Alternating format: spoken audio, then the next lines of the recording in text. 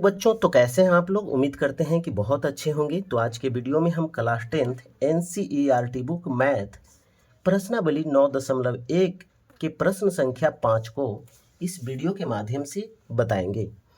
तो देखिए, प्रश्न नंबर 5 दिया हुआ है कि भूमि से 60 मीटर की ऊंचाई पर एक पतंग उड़ रही है। अब भूमि से 60 मीटर की ऊंचाई पर उड़ रही है, उस प्रकार से आपको चित्र बनानी है। पतंग में लगी डोरी को अस्थायी रूप से भूमि के एक बिंदु से बांध दिया गया है। भूमि के साथ डोरी का झुकाव 60 डिग्री है। यह मानकर कि डोरी में कोई ढील नहीं है, तो डोरी की लंबाई ज्ञात कीजिए।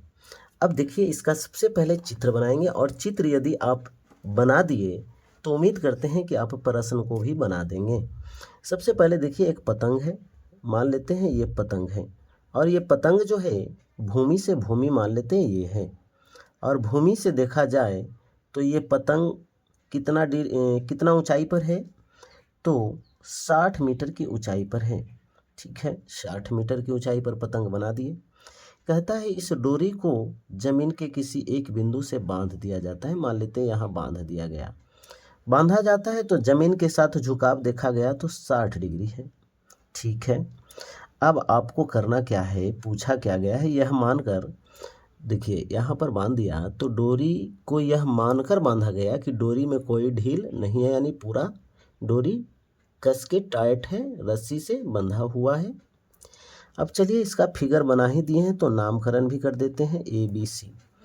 अब बताते हैं कि पूछा है डोरी की लंबाई, तो अब बताइए डोरी की लंबाई ये होगा क्या? जी नहीं होगा सर, डोरी तो ये होगा। तो चलिए, इसकी लंबाई पूछा है, यानी AC की लंबाई पूछा है।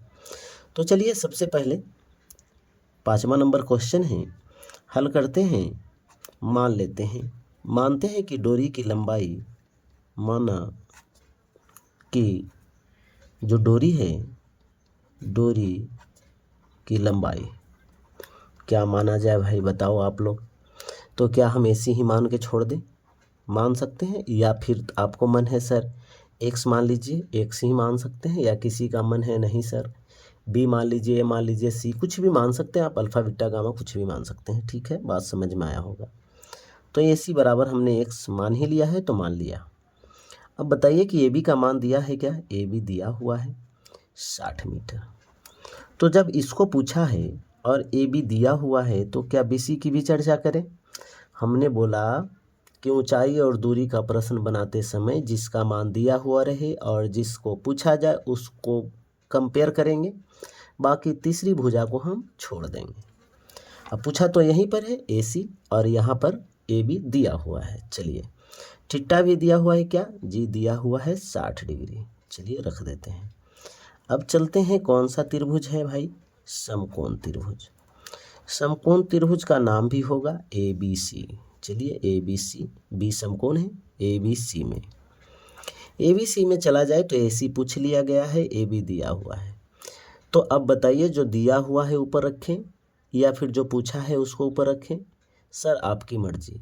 तो हम भी आपको बता देते हैं कि यह भी आपकी मर्जी है, आप इसको ऊपर रख सकते हैं या इसको नीचे, यानी AC को भी ऊपर रख सकते हैं और AB को भी ऊपर रख सकते हैं। चलिए, हम AB को ऊपर रख देते हैं, AB बटा AC।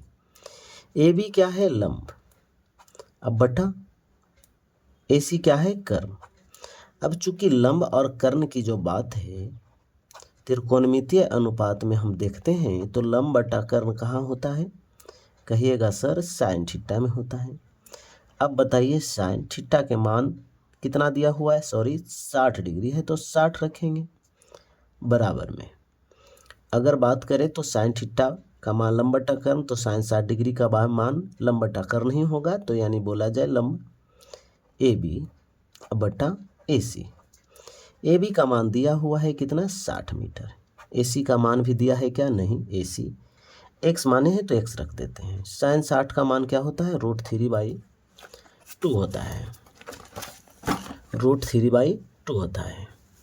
तो चलिए, √3/2 रख दिए। 60 मीटर बटा में x को इसके साथ गुना करेंगे, ये हो जाएगा x√3 बराबर 60 मीटर और गुना में 2, यानी x√3 बराबर 120 मीटर।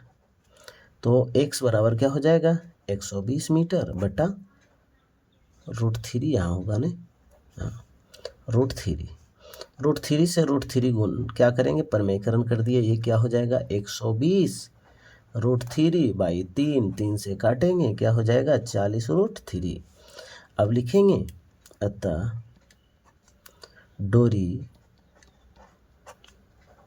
के अभिष्ट ऊंचाई, डोरी की अभिष्ट ऊंचाई या डोरी की अभिष्ट लंबाई बराबर, अभिष्ट लंबाई बराबर कितना हो जाएगा 40 √3। आंसर, ये डोरी जो लिखा हुआ है वह डोरी पतंग की है, लिख देते हैं पतंग की।